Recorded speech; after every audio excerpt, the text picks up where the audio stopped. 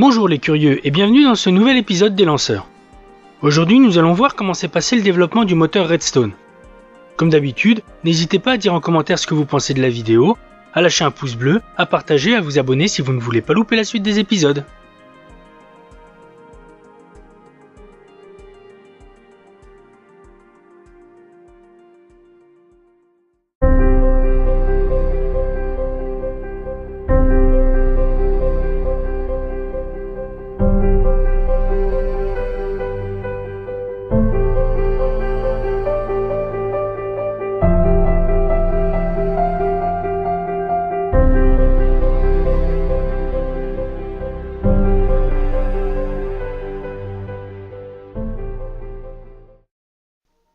La fusée Redstone était propulsée par une version du moteur Rocketdyne XLR43NA1, une évolution de la motorisation du V2 pour le programme nommé Navaho de l'USAF.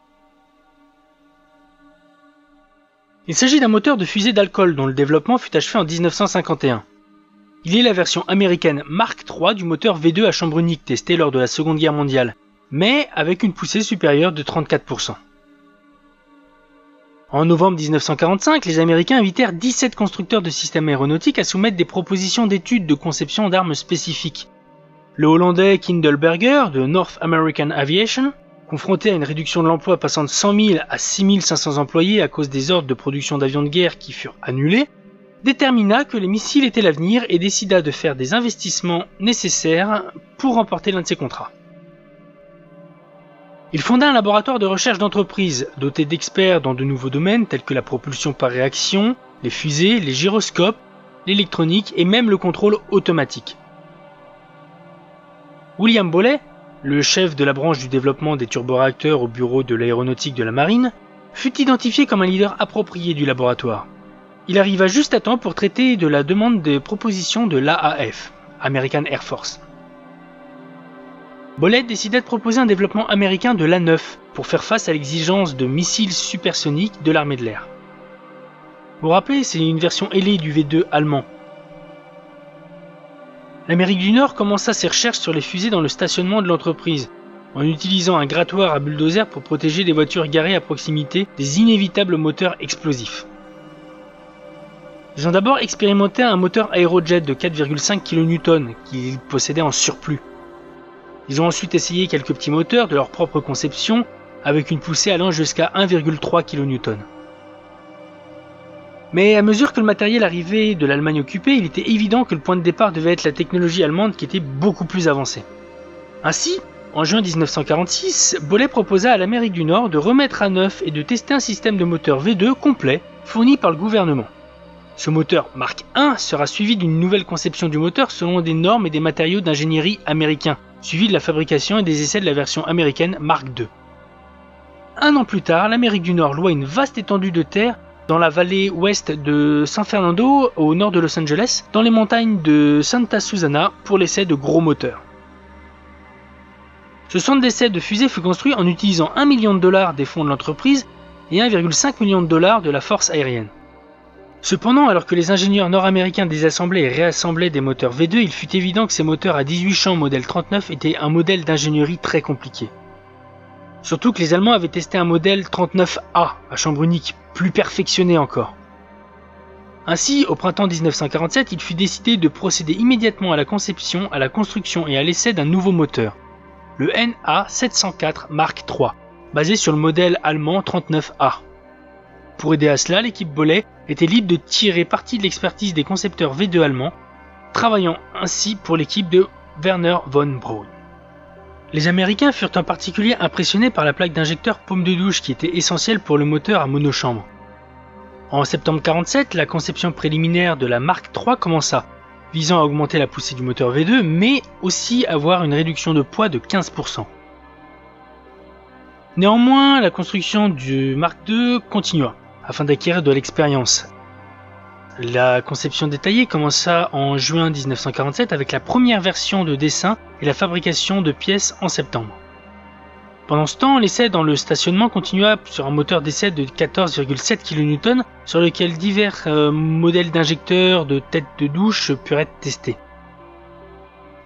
En février 1948, on ordonna une refonte complète du missile MX-770 pour faire passer sa portée de 800 km à 1600 km, enfin 1600 km.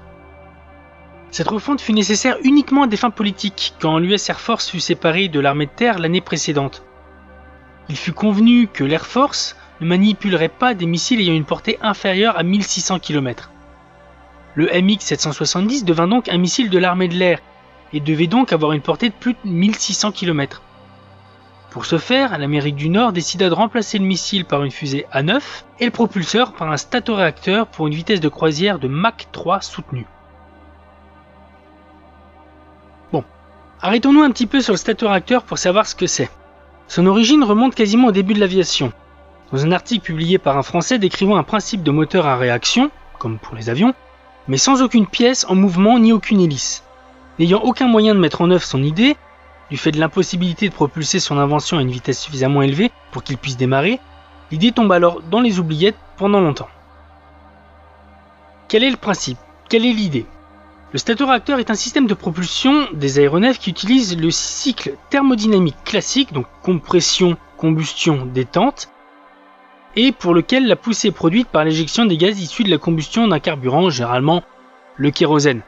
Donc le principe de base reste très similaire à celui d'un réacteur standard.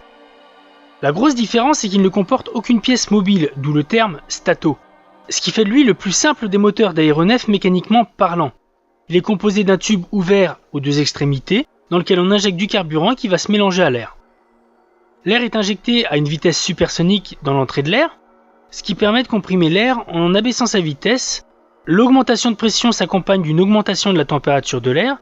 L'air comprimé alors arrive dans la chambre de combustion et une pression et une température élevée et une vitesse réduite, en dessous du Mach 1. Donc c'est mélangé au carburant à ce moment-là, par des injecteurs à l'endroit où la pression de l'air est maximale. Le carburant s'enflamme grâce à un système d'allumage et la combustion est entretenue grâce à des dispositifs appelés accroche-flammes. Cette combustion produit des gaz chauds en grande quantité, qui, en se détendant dans la tuyère, vont accélérer, provoquant la poussée du moteur. Alors, quel est l'intérêt du statoréacteur par rapport à un réacteur standard? La totalité des gaz est convertie en poussée efficace puisqu'il n'y a aucune turbine à actionner ni aucune hélice. Donc le rendement est maximal. Toutefois, le statoréacteur ne peut pas fonctionner à faible vitesse puisqu'il faut avoir une pression dynamique de l'air élevée. Il est donc nécessaire d'avoir de très grandes vitesses, généralement supérieures au Mach 1. Mais même avec des statoréacteurs efficaces, le véhicule entier devait croître sa poussée de 33% pour répondre aux nouvelles exigences de la gamme. En conséquence, et c'est là où on en vient au vif du sujet, la poussée de conception du moteur Mark III passa de 249 kN à l'époque du V2 à 333 kN. Au début de 1949, la première des trois versions construites en Amérique du modèle 39 fut achevée. Ainsi, en fin novembre 1949, la première version du moteur Mark III fut prête à être testée dans la nouvelle usine de Santa Susana. Parce qu'il manquait de turbopompe, les propulseurs furent alimentés sous pression à partir de réservoirs à parois lourdes. L'équipe nord-américaine fit d'abord tourner le moteur à 10% du débit maximal du propulseur pendant 11 secondes. Cependant, les tentatives de longue durée de fonctionnement des moteurs alimentés en pression montrèrent des poussées de pression dans la chambre de combustion, connues sous le nom de démarrage difficile, suffisamment puissantes pour faire exploser le moteur. En mars 1950, ce moteur simplifié atteint d'abord son niveau nominal de 333 kN pendant 4 secondes et demie. En mai et en juin, les courses de pleine poussée sur une durée supérieure à 1 minute se déroulèrent bien. Pendant ce temps, un effort de développement distinct fut la construction de turbopompes pour le moteur. À la fin de mars 1950, le premier moteur complet turbopompe incluse fut assemblé. En août, ce moteur fonctionna avec succès pendant 1 minute complète à 12,3% de la poussée nominale.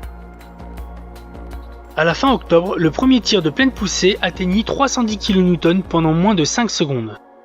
Cependant, un nouveau problème apparut, une combustion grossière pendant la construction jusqu'à la pleine poussée. En conséquence, sur les 7 essais subséquents réalisés en 1950, un seul à la mi-novembre atteignit le niveau de poussée nominale du moteur. Cette instabilité de combustion dans la seule grande chambre de pression du moteur n'avait pas été résolue par les Allemands avant la fin de la guerre, et ils ne pouvaient pas plus la résoudre maintenant. Cependant, les ingénieurs nord-américains trouvèrent une solution et en mars 1951, le problème de combustion instable fut sous contrôle. Cela marqua une étape importante. Pour la première fois, l'équipe nord-américaine avait rencontré et résolu un problème important que les Allemands ne pouvaient pas résoudre. Les instabilités de combustion se reproduisirent à plusieurs reprises au cours des programmes de moteurs suivants, et les travaux de 1950 et de 1951 fournirent aux ingénieurs nord-américains plusieurs méthodes pour régler le problème. En août 1950, l'armée de l'air dirigea une nouvelle conception du Navaho basée sur des études nord-américaines pour une version intercontinentale. Ce missile de portée de 10 200 km utiliserait un propulseur séparé largable pour atteindre 6 fois la portée initiale, le missile entier tripla en taille. Le moteur Mark III devint juste une station de route au moteur plus puissant de 530 kN requis pour le nouveau Navaho. Cependant, l'armée ordonna à l'équipe de von Braun de développer à toute vitesse un missile balistique pur de 800 km. Avec des modifications mineures, le Mark III répondrait à cette exigence. Ainsi, bien que le Mark III ne soit jamais entré en production pour l'armée de l'air, son dérivé de l'armée de terre stimula diverses versions du missile tactique Redstone. Et ce sera ce moteur sur le Redstone qui placera le premier satellite américain en orbite et propulsera le premier américain dans l'espace. Et c'est ainsi que va se terminer cet épisode. Un peu plus long que prévu, je vous l'accorde, mais il me semblait vachement intéressant d'aborder les statoréacteurs étant donné qu'ils sont cités dans le développement du Redstone. J'en profite aussi pour dire un grand merci à mon petit frère qui est toujours là à regarder mes vidéos et à me conseiller pour que je puisse améliorer mon contenu. Merci beaucoup. Quoi qu'il en soit, je vous souhaite à tous un bon week-end. N'hésitez pas à lâcher un pouce bleu si vous avez aimé la vidéo, à la partager, à vous abonner si vous voulez pas louper la suite des épisodes, et surtout, lâchez vos commentaires que je puisse savoir ce qu'il faut améliorer et ce qu'il faut enlever, enfin tout quoi. Allez, à la semaine prochaine.